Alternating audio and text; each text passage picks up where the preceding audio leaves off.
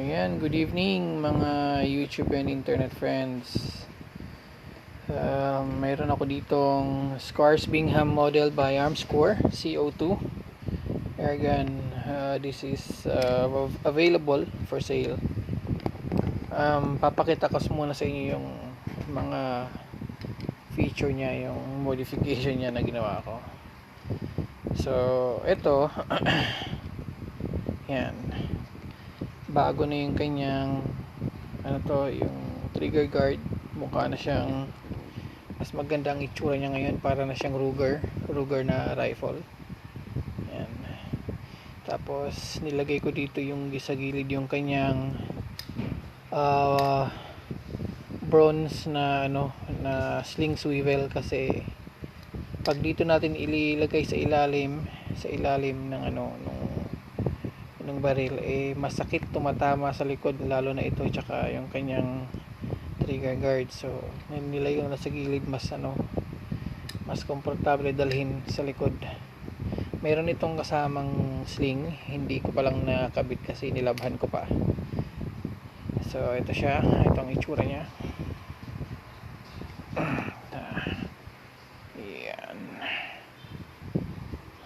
Ayan yung kahoy niya.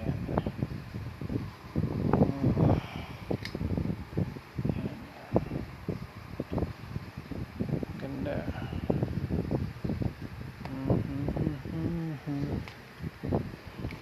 Ang kanyang barrel ay hindi na original na Armscore.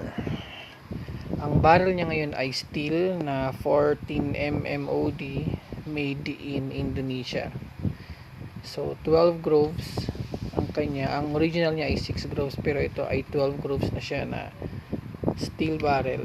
21 inches din ang kanyang haba, same. Pakita ko na sa inyo tatak niya. Scars Bingham model, manufactured by Arms Corporation of the Philippines. So yan. Tapos since hindi na original yung kanyang barrel, syempre walang lalagyan ng kanyang front sight tsaka rear sight. So ang ginawa ko, mayroon akong front sight from Indo, so kinabit ko dito, and then yung rear sight niya is pip sight.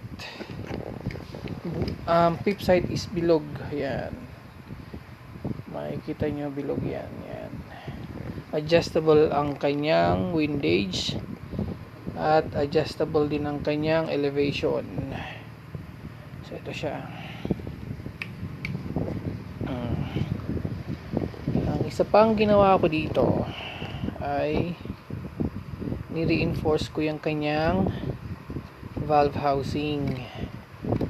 Dinagdagan ko ng pin sa magkabilang gilid. Pakita ko sa inyo. Yan. So yan, mayroon isang pin dito, baon yan hanggang dun sa sa valve housing sa dulo, sa loob. Baon yan. Kaya matibay na to ngayon. Kung papansin nyo, kumikinang kasi parang naka chrome plated tong airgun, pero dahan-dahan nang nawawala yung kanyang chrome, pero walang kalawang. Ang kagandahan, walang kalawang, hindi siya kinakalawang. Yan. So like I said, merong additional na reinforcement dito sa magkabilang gilid ng kanyang valve housing. So meaning, apat na yung kanyang bolt dito na pumipigil dun sa valve housing, para kahit lagyan mo ng mataas na pressure to, hindi ka matatakot na atras yung kanyang valve housing. Kasi pansin ko yan sa Armscore pag kinakargahan mo ng compressed air na more than dun sa kanyang recommended pressure na 800 PSI na CO2, umaatras. Tapos itong kanyang bolt dito parang nagtitilt siya pag ganyan. Parang gustong tumalsik nung valve housing paatras. So sa ngayon hindi na mangyayari yan, kasi mayroon na siyang additional na reinforcement. So isa pa dito, yung pinalitan ko to ng mas masikip na kanyang nut. Yung original nito, pag kahit may gumagalaw itong ano niya, itong inlet valve niya. Ngayon hindi na siya gumagalaw kasi masikip na. So ngayon kayang-kaya ko na siyang kargahan ng 1500 PSI na compressed air, capable of 8 power shots. Ibig sabihin decent shots yon. After 8 mapapansin mo na mahina na yung tira niya. So aside dyan, naka-acetal valve na siya. So malakas na to. Malakas na powerize na to. Pwede mong kargahan ng CO2 at pwede rin compressed air. Tanggalin mo lang itong ano niya. Pwede kong isama ito. Ito yung adapter niya para sa PCP pump with Taltoy quick fill male. Yan. Threaded siya para sa silencer, pero walang kasamang silencer to kasi wala akong silencer. Pero threaded to. All Indonesian barrel are threaded. So meron ka mabibiling silencer nito online, Shopee yata or Lazada, mga 300 to 400 plus siguro. Tamang tama yung kanyang thread dito. So sakto na yan. Yan. Papansin nyo wala na yung kanyang safety kasi nasira na. Pero bukod dyan, working perfectly. This is available. Pwede mong kargahan ng CO2, pwede mong kargahan ng compressed air from PCP pump up to 1500 PSI. Capable of 8 decent shots, power shots bago hihina. So ang kagandahan pa nito is maganda yung barrel.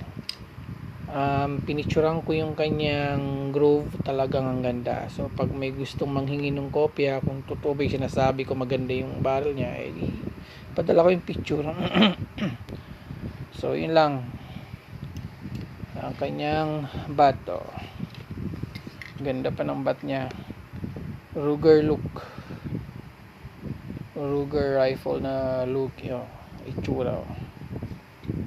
Squash Bingham. So ito lang to. Saan ko ba nailagay yung nut na yun? Ito pala. Yan. So this is for sale. 8,000 lang. I can ship nationwide through JNT, pero I cannot COD. Hindi ko kayang magpa COD kasi tulad lagi na sinasabi ko, may requirements. Isa sa mga requirements na yun ay kailangan may bangko ka na affiliated with JNT.